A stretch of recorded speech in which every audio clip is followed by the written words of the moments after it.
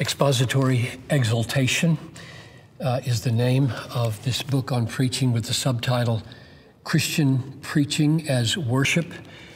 And I regard it as a lifetime of effort both to understand preaching and to do preaching distilled into one place. And let me just say a word about the title, because the title, even though it's a mouthful, Expository Exaltation, not exaltation, even though it's a mouthful, I wanted this title because that is my definition of Christian preaching.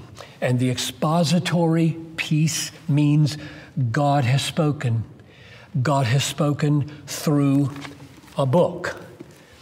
He has ordained that this book be understood, loved, obeyed, be transforming through human beings who teach and preach that book. It has a meaning. The meaning needs to be understood by human minds. And He has ordained that some people called pastors and teachers devote large amounts of their time studying and praying and digging at that meaning, like Luther said, pounding their head against it where necessary until they see the glorious things in the book, and then stand up and tell people and show people in the book where they got them. That's expository, so that people come away knowing God said that, not just the pastor.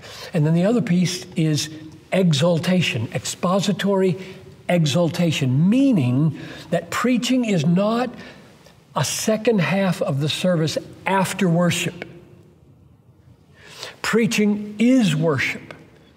Preaching is the pastor not just explaining the text, but exulting over the text. A preacher is a person who doesn't just stand up and dispassionately tell you meanings of texts. He's a person who's seen so much glory that he exults, which I take to mean not just the kind of emotions that respond to positive things like joy and redemption, but negative things like hell and hate in the world.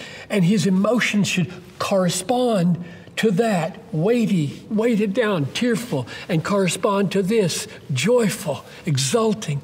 And so expository exaltation is a whole person responding to the mental or intellectual dimension of the Bible as real communicated truth that human beings need to understand, because you will know the truth and the truth will set you free, and the worth of that truth, the beauty of that truth, the glory of that truth, which beholding we are being changed from one degree of glory to the next. So I like the words, our people need to see the glory of God in the texts, and they need to savor the glory of God in the text, and they need to then live lives to show the glory of God in the world. And the preacher's task is to go before them.